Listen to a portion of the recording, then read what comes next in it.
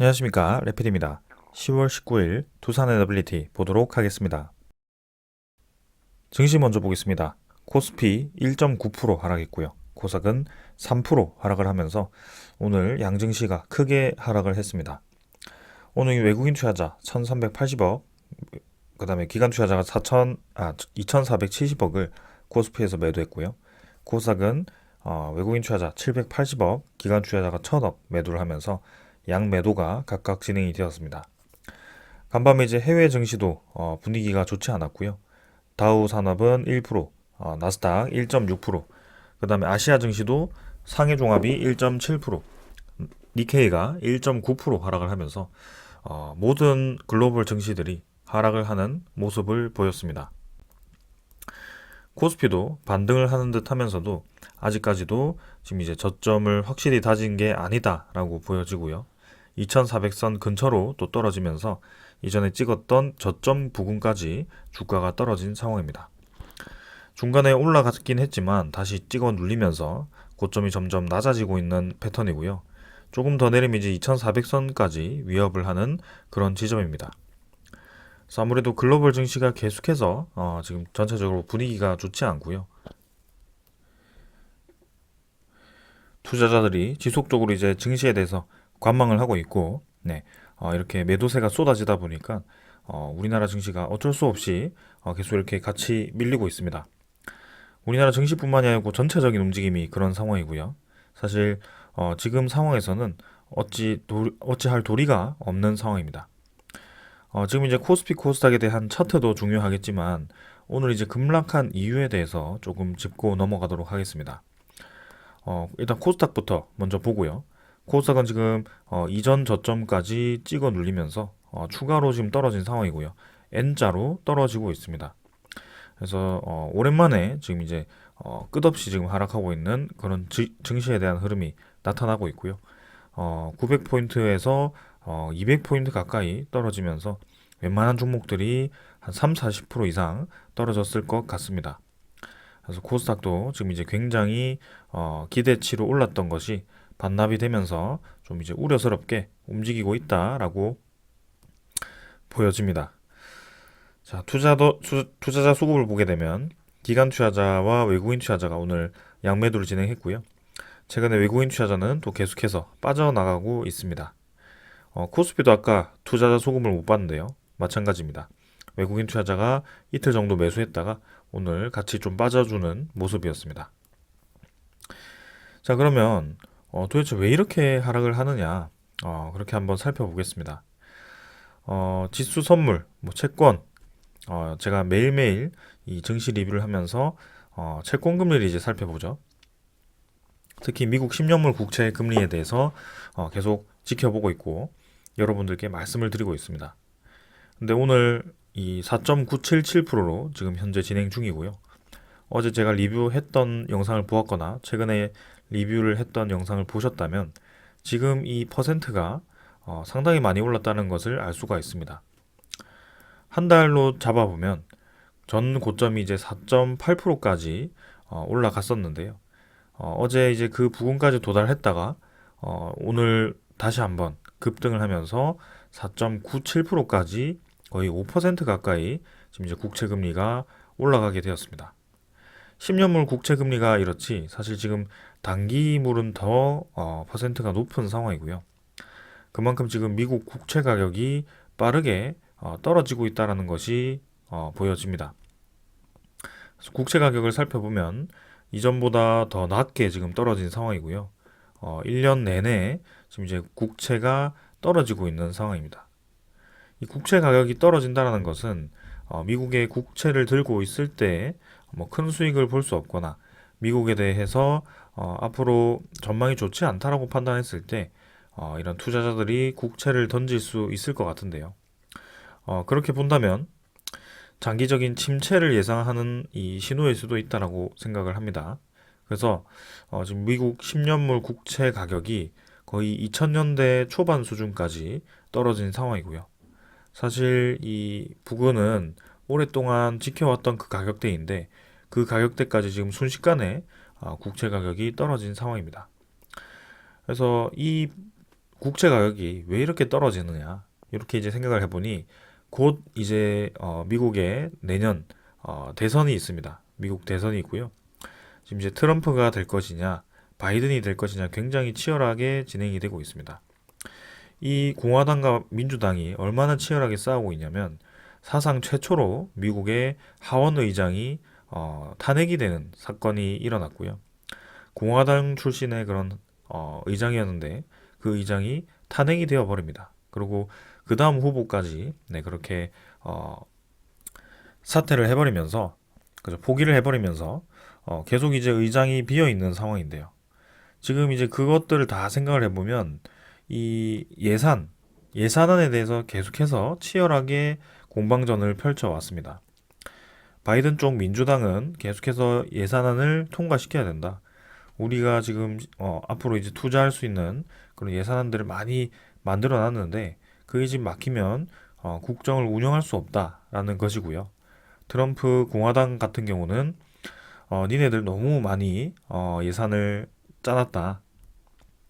필요 없는 거 싹둑싹둑 잘라내고 가지치기를 해서 좀 중요한 부분만 가져가자. 그리고 뭐 그런 뭐 정치적인 내용들 있죠. 네, 뭐 우크라이나 지원이라든지 그런 것들을 너무 많이 하지 말자. 이제는 그만해라. 뭐 이런 쪽으로 계속 이제 맞붙고 있습니다.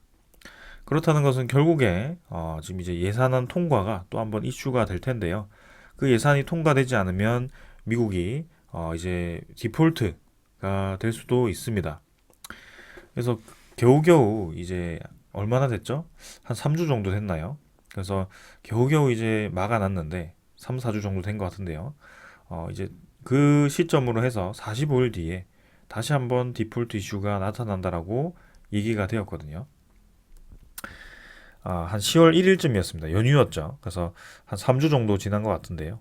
앞으로 이제 45일이라고 한다면 21일이 지났으니까 또 3주 뒤에 똑같은 이슈가 지금 펼쳐질 예정입니다. 그래서 11월 중순까지 아마 이 내용이 이어질 것 같고요. 그것 때문에 지금 이제 시장 금리가 치솟고 있다. 미국 이 국채 가격이 급락을 하고 미국 이 국채 금리가 급등을 하고 있다. 그래서 어떻게 보면 국채를 가지고 있을 때 금리를 많이 주기 때문에 이자가 많이 생기기 때문에 오히려 지금 저가 매수를 할 수 있는 기회이기도 하고요. 그리고 어떻게 보면 지금 정상적인 신호가 아니다. 그리고 그런 불확실성이 해결될 때까지는 이 국채 가격이 떨어질 거다. 이렇게 볼 수도 있습니다. 그래서 이런 우리나라 같은 증시 같은 경우는 이런 국채에 대한 이 수익률이 높아지는 그죠? 미국이 망할 게 아니기 때문에 그런 메리트 있는 안전 자산으로 이제 이동을 한다면 우리나라 이 증시에 외국인 투자자가 들어올 이유가 없죠. 왜냐하면 지금 환율을 보시면 1358원으로 오늘도 2원 정도 올라가지고 계속 높게 유지가 되고 있습니다. 오늘 우리나라가 이제 금리를 동결을 시켰습니다. 그래서 미국도 최근에 이제 동결시키고 있긴 하지만 계속해서 미국과 우리나라의 그런 기준금리 갭이 많이 벌어져 있습니다.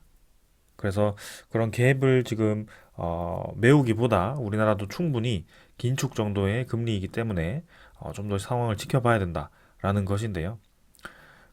그것이 지금 통하지는 않는 것 같습니다. 오히려 미국에 대한 이 긴축이 더 이어질 거다라는 예상 때문인지, 그리고 불확실성에 대한 그런 안전자산 선호 분위기 때문인지 달러화가 계속 높은 가치를 유지를 하고 있습니다. 자, 이게 뭐 여기서 더 올라가면 사실 좀 부담스럽긴 한데요. 만약에 더 올라간다고 했을 때는 외국인 투자자 입장에서 보면 달러를 가지고 있어야지 굳이 우리나라 돈을 원화를 가지고 있을 필요가 없죠. 그래서 우리나라 주식 자체가 원화로 이 교환이 되기 때문에 우리나라 증시를 계속 뺄 수밖에 없습니다. 이런 상황이 이어진다면. 그래서 그런 것들을 좀 이제 우리가 염두를 해둬야 된다. 그렇기 때문에 해외 다른 증시보다도 우리나라 증시가 조금 더 크게 지금 떨어지고 있는 것 같다라는 점이고요. 고점 대비해서 증시가 지금 15% 가까이 빠지고 있기 때문에 웬만한 종목들이 지금 버틸 수 없는 그런 상황이다라고 생각하시면 되겠습니다. 그래서 이 시장 금리가 계속 올라간다는 것은 결국은 기준금리를 올릴 수밖에 없을 거고요. FOMC도 동결에 대한 확률이 점점 떨어지고 있을 겁니다. 이런 에너지 가격이 높게 유지가 되고 전쟁 상황이 길어지면서 인플레이션에 대한 지표도 오랫동안 높게 유지가 된다면 한 번 더 기준금리를 올릴 가능성도 있어 보입니다. 자, 일단 차분히 그 분위기를 한번 살펴봐야 될 것 같고요. 오늘 원자재 가격은 뭐 국제유가, 천연가스는 큰 움직임 없었습니다. 86달러 3달러 정도로 진행이 되었고 지수 선물은 미국 증시 거의 보합 수준으로 뭐 진행 중이고요. 유럽 증시도 일단은 크게 하락하지 않고 0.2% 수준으로 하락하고 있습니다. 끝까지 한번 봐야 될 것 같고 지금의 시장 분위기는 썩 좋지 않다. 네. 앞으로 3주 뒤에 있을 또 미국의 디폴트 이슈에 대해서 또 경계를 할 가능성이 크고 그리고 기준금리가 거기에 대해서 어떻게 또 진행이 될지 그리고 신용등급이 어떻게 영향을 받을지 만약에 예산이 줄어든다면 그 예산에 대한 삭감이 일어났을 때 그동안 기대되어 왔던 신규 투자에 대해서 줄어들 가능성이 큽니다. 그런 종목 위주로 오늘 급락이 나왔을 것 같고요. 거기에 대해서 일단은 우리도 좀 덤덤하게 한번 좀 지켜봐야 될 것 같습니다. 자, 오늘 여기까지 하고 종목으로 넘어가도록 하겠습니다. 두산 에너빌리티 보겠습니다. 390원 하락해서 2.7% 하락했고요. 14,030원으로 마무리되었습니다. 자, 오늘도 하락으로 출발해서 하락으로 마무리되었고요. 시간의 거래는 거의 없었습니다. 14,040원으로 마무리되었습니다. 자, 쉽지 않은 시장인 것 같습니다. 어제도 내리고 어제 잠깐 올랐던 거 또 그대로 뱉어내면서 추가적인 하락을 이렇게 또 주었고요. 계속해서 지금 큰 반등 없이 주가가 많이 떨어지고 있습니다. 오늘도 관련 종목들 모두 다 좋지 않게 급락을 했고요. 사실 전체적인 증시 분위기에 따라서 지금 많은 하락이 나오고 있습니다. 그래서 두산 에너빌리티 뿐만이 아니고 모든 종목들이 대부분 큰 하락을 겪고 있기 때문에 아주 고점 대비해서 가격이 많이 떨어진 상황이다 라는 점을 계속 말씀을 드리고 있고 거기에 대해서 충분히 이해를 하셔야 됩니다. 지금은 종목에 대한 문제 때문에 하락한다라기보다는 전체적인 증시 분위기가 너무 좋지 않다라고 말씀을 드리는 거고요. 오늘 특히 특정 종목 위주로 좀 많이 떨어진 종목들이 보이는데요. 그 이유에 대해서는 그리고 시장의 분위기에 대해서는 제가 앞에 좀 자세히 말씀을 드렸습니다. 그래서 혹시 그런 증시 리뷰를 건너뛰고 종목을 보시는 분들이라면 오늘은 좀 증시 리뷰까지 한번 살펴보면서 좀 전체적인 시장을 이해하는 것이 중요하다라고 말씀을 드리고 싶습니다. 일단 계속해서 리뷰를 진행하겠습니다. 자, 지금 뭐 별다른 반등 없이 계속 저점을 찍어 눌리면서 내리고 있고요. 이렇게 뭐 18,000원 수준에서부터 줄곧 떨어져 가지고 14,000원까지 지금 위협을 하고 있는 상황입니다. 장 초반에는 뭐 잠깐 13,000원대까지도 진입을 했었는데요. 지금은 뭐 이 가격대가 13,000원을 가니 12,000원을 가니가 크게 중요하지 않습니다. 지금은 시장의 상황이 여기서 개선이 될 수 있을 것인지가 더 중요한 이슈인 것 같고요. 그게 개선이 되지 않는다면 두산 에너빌리티도 코스피 30위 안에 들어가는 종목이기 때문에 전체적으로 계속 빠질 겁니다. 그래서 코스피가 2300, 2200, 2100을 갈수록 계속해서 이제 두산 에너빌리티도 같이 떨어질 가능성이 크고요. 이런 시장의 전체적인 불확실성이 해결되지 않고 계속 가중화가 된다면 지금은 사실 별다른 손을 쓸 수 없는 그런 상황이다라고 생각을 합니다. 그래서 뭐 기술적으로는 뭐 이 저점까지 뭐 생각해야 된다. 뭐 그렇게 할 수도 있겠지만 사실 지금은 그런 게 별로 의미는 없어 보입니다. 만약에 종목 하나로 다른 종목들은 뭐 큰 하락 없이 진행되는데 두산 에너빌리티만 이렇게 쭉 떨어졌다라고 한다면 사실 뭐 문제 삼을 수도 있고 그런 다른 악재에 대해서 생각해 볼 수도 있고 기술적인 분석이 가능하겠죠. 근데 지금은 두산 에너빌리티 많이 그렇게 움직인 것이 아니기 때문에 이 하락에 대해서 우리가 크게 집중할 필요가 없다라고 생각을 합니다.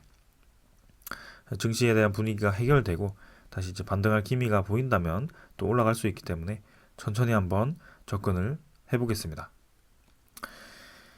자, 일별 거래량은 300만 주 정도로 진행이 되었고요. 전날보다 조금 증가했지만 전날 잠깐 이렇게 반등시켰던 거 그대로 뱉어내면서 진행이 되었습니다. 자, 이제는 뭐 한 페이지 전체를 보았을 때 상승한 날이 별로 없습니다.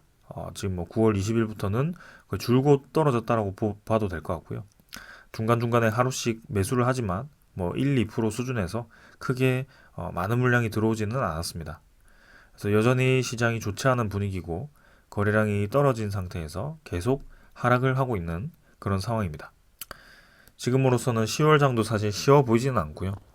두산 에너빌리티에 대한 그런 아주 개인적인 그런 큰 호재가 터진다면 이 분위기를 반전시킬 수도 있겠지만 지금은 그 정도의 큰 호재가 아니라면 이 분위기를 반전시키기는 쉽지는 않을 거라고 봅니다. 그래서 일단은 계속해서 증시 분위기를 살펴보면서 한번 진행해 보겠습니다. 뭐 차트는 더 볼 게 없습니다. 어제도 비슷하고 뭐 그저께도 비슷하고요. 계속 똑같은 방향으로 흘러가고 있기 때문에 지금은 분석할 수 있는 그런 차트가 아닙니다. 이미 이제 5일선, 21선, 60일선, 121선이 모두 이렇게 벌어지면서 떨어지는 전형적인 이제 급락 차트인데요. 이게 뭐 코스피도 동일하기 때문에 지금은 이 두산 에너빌리티 차트가 어떤 의미가 있다라고 분석하는 것 자체가 큰 의미가 없습니다. 그래서 지금은 시장이 좀 반등할 때까지 좀 시간을 두어야 될 것 같고요. 코스피 자체가 이제 바닥을 잡아야 하고 두산 에너빌리티도 그런 바닥 라인을 좀 형성해야 될 것 같습니다. 그래서 일단은 이번 달 그리고 다음 달 중순까지는 시장에 대한 불확실성이 좀 이제 계속 이어지기 때문에 그런 것들을 좀 주의해서 지켜보도록 하겠습니다. 자, 그 다음에 이제 투자자 수급이고요. 수급은 기관 투자자 12만 주 매도했습니다. 외국인 투자자는 24만 주 매도를 하면서 또 이렇게 3일 정도 매수했던 것을 또 이제 깨고 매도를 하였습니다. 기관 투자자는 금융 투자가 8만 1000주 매도하면서 또 이제 물량을 뱉어냈고요. 보험 2만 4000주, 투신 19,000주 매도하면서 추가로 또 매도를 했습니다. 사실 뭐 이전에 아주 물량을 쏟아낼 때처럼 많은 물량이 지금 나오고 있지는 않고요. 적절하게 그냥 매도했다라고 보여집니다. 그리고 연기금 투자자도 확실히 이제 한 4일 정도 바짝 물량을 쏟아내고는 그 이상 물량을 뱉고 있지는 않습니다. 그래서 이전에 7%까지 달성했던 그 물량을 잠깐 이제 좀 덜어냈다라고 볼 수가 있는데 이 연기금 투자자에 대한 움직임을 한번 좀 살펴보겠습니다. 그래서 뭐 이대로 매수 매도 없이 또 이제 쉬어가는 타이밍을 잡을 수도 있고요. 일단은 다행인 것은 기관 투자자로부터 나오는 그 많은 물량의 매도가 조금은 멎어들었다라고 보여집니다. 외국인 투자자가 이제 다시 좀 매도를 하고 있는데요. 사실 오늘 보였던 외국인 투자자는 모건서울 JP모건뿐만이 아니고 새로운 수급의 외국인 투자자였습니다. 그만큼 지금 증시 전체적인 분위기가 좋지 않다 보니까 그동안 잘 보이지 않던 매도 물량까지 지금 나온 상황이고요. 그래서 조금은 천천히 계속 접근을 해야 될 것 같습니다. 지금은 분위기가 매우 좋지 않습니다. 공매도 잔고는 1202만 주로 진행이 되었고요. 전날보다 7만 주 정도 줄었습니다. 그래서 13일에 피크를 찍고 지금 이제 조금씩 줄어들고 있는데요. 18일 기준으로 해서 30만 주, 그 다음에 19일 기준으로 해서 28만 주가 일 공매도 거래가 진행이 되었습니다. 전체 거래량 대비해서는 사실 오늘도 적은 편은 아니었습니다. 한 10%에 가까운 공매도 비율을 이렇게 유지를 했고요. 어제도 10% 이상 진행이 되면서 또 17일을 제외하고는 공매도 비율을 또 높게 잡아가고 있습니다. 그래서 여전히 이 공매도 비율이 높다라는 것은 이 두산 에너빌리티의 공매도 세력이 본격적으로 물량을 상환하고 있다라고 보기에는 아직 이르다라고 좀 생각이 들고 있고요. 이 시장 상황이 개선될 때까지는 그런 공매도 비율을 유지할 수도 있겠다. 뭐 그런 생각이 좀 듭니다. 그래서 일단은 넘어가도록 하고요. 두산 에너빌리티 공매도 잔고도 대차 잔고도 살펴보겠습니다. 대차 잔고는 오늘 상환이 되었고요. 23만 주 상환되었고 체결은 8만 3천 주. 그래서 전날에 이어서 오늘도 상환이 되면서 2,918만 주네요. 네, 그렇게 진행이 되었습니다. 뭐 크게 달라진 건 없기 때문에 일단 이 정도로 조금 상환이 되었구나라고 이해하고 넘어가면 될 것 같고요. 상세는 24만 주 매도 그대로 진행이 되면서 전날, 전전날 매수했던 걸 조금 뭐 매도했다라고 보여집니다. 그래서 비율은 12.59%로 진행이 되었고요. 외국인 투자자가 본격적으로 공매도를 상환하면서 좀 좋은 분위기를 형성해 주기를 기대했는데요. 아직까지는 전체적인 증시 분위기 따라서 좀 이동을 하고 있는 것 같습니다. 그래서 한번 분위기를 계속해서 체크를 하겠습니다. 오늘도 이제 거래원 외국계를 보시면 시티그룹, UBS, 노무라 이렇게 이제 평소에 보이지 않던 외국인 투자자에 대한 매도가 나왔고요. 그만큼 그동안 이 꽉 잡고 있던 그죠? 잘 움직이지 않던 외국인 수급이 움직였다라고 볼 수가 있습니다. 그래서 오늘 코스피 코스닥이 급락을 했는데요. 그 대부분의 물량이 그동안 이제 이 오랫동안 나가지 않던 외국인 투자자까지 움직였다라고 볼 수가 있습니다. 그 기준은 이제 앞서 두산 에너빌리티 종목 리뷰를 하기 전에 증시 전체 그죠? 장 리뷰를 하면서 말씀을 드렸고요. 미국 국채 금리가 워낙 급등을 하다 보니까 거기에 대해서 외국인 투자자가 계속 우리나라 증시에서 이탈을 하고 있고요. 일정 기준을 가지고 지금 손절선을 정한 게 아닌가 싶을 정도입니다. 그래서 두산 에너빌리티뿐만이 아니고 지금 모든 종목들이 오늘 처참한 모습이었고요. 웬만한 종목들이 뭐 3% 이상 다 하락을 한 상황입니다. 자, 그래서 오늘도 정말 이제 크게 떨어진 종목 중에 하나죠. 두산 밥캣 11%, 11.7% 가까이 떨어졌고요. 45,000원 가까이 진행이 되었습니다. 두산 밥캣은 블록딜을 이 대주주가 블록딜을 했을 때보다도 지금 더 하락을 한 게 아닌가 싶을 정도로 아주 크게 지금 떨어진 상황이고요. 지금 코스피가 이렇게 떨어지기 시작하면서부터 5만 원, 5만 5천 원대부터 지금 빠르게 눌러져 가지고 N자로 아주 빠르게 지금 떨어지고 있습니다. 사실 두산 에너빌리티 입장에서는 이렇게 자회사 가치가 급락을 한다는 것은 그리 좋지는 않거든요.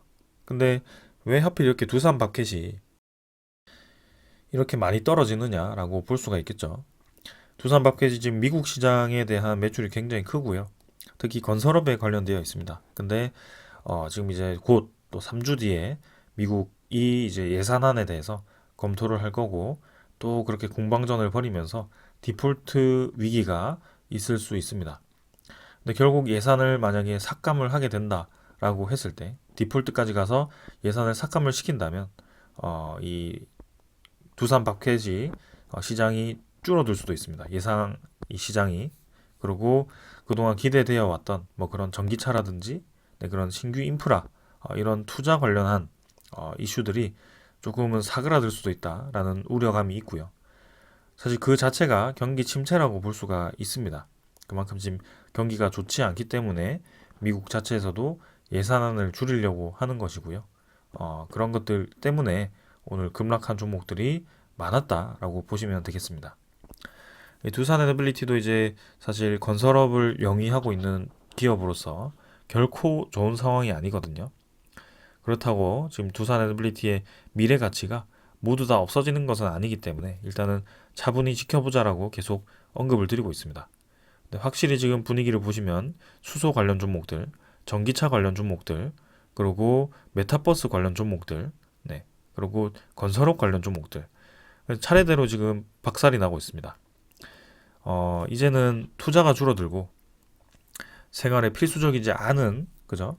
그다지 지금 속도를 낼 필요가 없는 그런 산업들 위주로 예산이 삭감이 될 가능성이 있고요. 미국의 상황에 따라서요. 그래서 그런 불확실성 때문에 더더욱 저는 이제 투매 물량들이 나오고 있는 상황입니다. 이 두산 에너빌리티도 지금은 일정 그런 물량이 지금 쏟아져서 이렇게 떨어졌다라고 보여지고요. 뭐 며칠 전부터 이제 회계 위반 그죠? 그런 것들 이슈가 있었지만 사실 그거는 뭐 명분이라면 명분이 될 수 있고 그냥 나왔던 이슈라고 볼 수가 있습니다. 근데 지금 정작 중요한 것은 미국의 이 디폴트 이슈, 다시 돌아오는 디폴트 이슈와 그 다음에 미국 국채 금리에 대한 시장 금리의 급등으로 기준 금리도 급등할 수 있는 상황이다라는 점. 그렇게 이제 환율까지 올라가게 됐을 때 원화 가치가 계속 떨어지고 우리나라 증시 가치가 계속 떨어지고 있다. 그리고 예산안이 삭감이 되면 신규 이 투자분이 계속 줄어들 수밖에 없다. 그래서 우리가 기대하던 시장보다 지금 이제 그런 뭐 전기차 관련 시장, 네, 이런 아주 기대감이 컸던 시장 위주로 거품이 사라질 것이다. 그게 이제 경기 침체거든요. 그래서 경기 침체가 장기화되지 않도록 분명히 이제 이 정부 차원에서 대응을 하겠지만 지금의 이런 하락세는 예고되어 왔던 것 같고요. 생각보다 빨리 와서 조금 당황스럽긴 하지만 결국에는 시장은 살아나는 방향으로 갈 겁니다. 그래서 단지 이제 11월 중반까지 또 그런 이슈가 이어질 가능성이 크기 때문에 조금 우리 투자자들이 마음을 가다듬고 좀 장기전을 한다라고 생각을 하고 좀 보셔야 될 것 같습니다. 그렇지 않고는 이 시장을 지금은 버틸 수가 없는 네, 그런 상황인 것 같습니다. 자, 이 정도로 이제 기술적인 부분은 다 말씀을 드렸고요. 두산 에너빌리티가 이제 그러면 어떤 상황에 있고 그죠? 앞으로 이제 어떤 가치가 있는지 매일 알려드리고 있습니다. 근데 이 가치에 대해서 매일 알려드리는데도 불구하고 증시가 좋지 않아서 네, 그리고 종목에 대한 수급이 매수세가 붙지 않아서 크게 움직임이 없습니다. 그러나 분명히 좋은 날이 있을 거라고 보고 있고요. 제가 왜 이것을 이제 강조를 하는지, 그리고 시장 상황에 어떤 부분이 중요한 것인지, 그리고 앞으로 어떤 상황이 어떤 이 세계가 펼쳐질 것인지를 좀 이제 생각을 하면서 같이 공부를 하면서 진행했으면 좋겠습니다. 자, 그러면서 이제 다시 또 이렇게 소식 하나씩 전해드리겠습니다. 자, 제일 먼저 전해드릴 소식은요. 이제 드디어 우리나라 경제사절단이 사우디와 카타르로 간다라고 합니다. 이 대통령이 직접 나서가지고 경제사절단을 이끌고 같이 이제 사우디부터 방문을 할 것 같고요. 21일부터 이제 4박 6일 동안 국빈 방문을 하게 된다라고 합니다. 에너지와 건설 부문에 이어서 전기차, 뭐 컨텐츠 등을 협력을 확대한다라는 얘기가 있는데요. 일단 이 의미 있는 수주권이 나왔으면 하는 바람입니다. 자, 그래서 21일이라고 한다면 네, 이번 주 금요일에 그러니까 목요일인가요? 네, 목요일에 이제 사우디로 먼저 방문을 하게 되고요. 사우디는 이전에 우리나라로 와서 이 투자 약속을 했던 국가 중에 하나죠. UAE와 사우디 두 곳이 있습니다. 그래서 빈살만이 우리나라 직접 방문해가지고 네, 많은 이제 협약 체결을 하고 돌아갔습니다. 근데 이번에 이제 답방 형식으로 우리나라 대통령이 직접 또 이렇게 가서 관련 이 협력을 할 것 같고요. 이번에 이제 139명 정도의 경제 규모 사절단이 간다라고 합니다. 그래서 거기에 지금 이제 우리나라 대기업 대표적인 대기업 이 회장들이 갈 것 같고요. 이재용 회장, 정의선 회장, 그죠? 현대 하나그룹은 부회장, 그죠? 김동관 하나그룹 부회장, 허태수 GS그룹 회장, 정기선 HD 현대 사장, 그다음에 박지원 두산 에너빌리티 회장 이렇게 간다라고 합니다. 그래서 지금 박지원 두산 에너빌리티 회장이 이 또 경제사절단에 대표적으로 이렇게 이름이 올랐다라는 것에는 이전에도 사우디와 MOU 체결을 진행을 했었거든요. 근데 그때는 이미 수주를 했던 그죠? 1조 규모의 이 수주를 했던 이 주 단조 플랜트에 대해서 협약을 했었는데요. 거기에 이어서 또 주 단조 플랜트에 대한 협약을 할 것인지 혹은 우리가 기대하고 있는 그런 다른 소식을 전해줄 것인지 그것이 이제 좀 기대가 됩니다. 그래서 이번에도 가면 에너지와 첨단 산업, 제조업, 금융, 문화를 분야를 아우르는 수십 건의 또 투자 협력과 관련한 MOU 체결을 할 거라고 하는데요. 투자 협력 이외에 직접적인 좀 수주 소식이 빠르게 좀 들려왔으면 하는 바람입니다. 그래서 두산 에너빌리티 회장은 이 사우디만 가고요. 카타르는 가지 않는다라고 합니다. 그래서 사우디에 분명히 지금 목적이 있어서 가는 것 같고 사우디라고 한다면 제가 이 며칠 전부터 계속 강조를 드렸던 LNG 관련한 이 사업이 있습니다. 그래서 한국전력과 LNG가 지금 사업을 준비를 하고 있고 EPC는 지금 이제 두산 에너빌리티가 맡아가지고 LNG의 최대 5조 규모의 사업을 지금 따낼 수 있다라는 그런 전망입니다. 그래서 그 큰 계약을 이번에 가서 진행을 할지 혹은 관련한 뭐 MOU 체결을 할지 지켜봐야 될 것 같고요. 빠르면 이제 10월 말에 소식이 나온다라고 했기 때문에 이번에 이 10월 말이기 때문에 소식이 충분히 나올 수 있을 거라고 생각을 합니다. 그리고 이제 사우디 원전 관련해서 원자력 관련해서 계속해서 이제 미국과 이 협의를 진행하고 있는 상황인데요. 사실 이번에 가서 뭐 사우디 원전을 수주한다 이런 소식은 사실 쉽지는 않을 것 같습니다. 아직까지 미국이 우라늄 농축에 대해서 완벽하게 허가를 해준 것이 아니기 때문에 사우디 입장에서는 어디를 선택할지 아직 선택을 확실하게 못했을 것 같고요. 그리고 최근에 이제 중동 전쟁이 터지면서 거기 이제 또 정치적인 문제들이 얽혀 있기 때문에 지금 갑자기 우리나라 이 방문해서 사우디 원전을 수주한다. 요거는 이제 사실은 어려울 것 같습니다. 원자력 관련한 소식은 없을 거라고 좀 생각을 하고 있고 두산 에너빌리티가 간다면 해수 담수화 플랜트라든지 LNG 이 관련한 소식이라든지 혹은 뭐 또다시 네, 그 1조 규모의 주단조 공장에 대한 소식이 있을 것 같습니다. 그래서 개인적으로는 이 원자력에 관한 소식보다도 LNG 관련한 5조 규모의 그 플랜트 수주에 대한 소식이 좀 더 기다려지고요. 규모가 굉장히 크기 때문에 그거 한 건만 수주를 한다라고 해도 이미 이 올해 절반 이상을 수주를 한 것이기 때문에 상당히 이제 의미가 있을 것 같습니다. 그래서 이번 주 주말에 관련한 소식들이 좀 들려올 것 같은데요. 한번 기다려 보도록 하겠습니다. 자, 그 다음은 우리나라 내부에서도 지금 이제 CFE를 계속 본격화하고 인증 체계와 국제 연구, 연도별 목표까지 수립을 하면서 이 탄소 카본 프리 에너지를 추진을 하고 있습니다. 지금 국제적으로 좀 다시 이 CFE를 이 확산시키는 이 계기가 되고 있는 것 같고요. 미국이 아니죠. 유럽 쪽에서도 결국에는 독일과 프랑스가 이 상황에 대해서 협의를 했다라고 했죠. 그래서 어제도 말씀을 드렸는데 지금 유럽 연합 쪽에서도 전력 시장 개편안에 원자력 에너지가 친환경 에너지다라고 이제 인정이 되었습니다. 그래서 원자력 보조금과 관련해서 이 독일과 프랑스가 굉장히 대립을 해왔는데요. 독일 쪽은 탈원전 쪽이고 프랑스는 친원전 쪽이기 때문에 몇 년 전부터 계속 그런 얘기가 있었습니다. 근데 이제는 에너지 가격에 대한 상승 그리고 에너지 소요 급증 그리고 그 에너지 출처가 또 러시아라는 점에서 이 독일 쪽에서도 이제는 이 친환경 에너지로서 원자력을 배제하기에는 이제는 에너지 시장이 너무 불안하다라고 생각을 한 것 같습니다. 그래서 이제 이 보조금을 원자력 에너지도 포함을 시킨다. 그러나 몇몇 이 프로젝트에 대해서는 유럽 집행위원회 승인이 필요하다라고 이렇게 결정을 했습니다.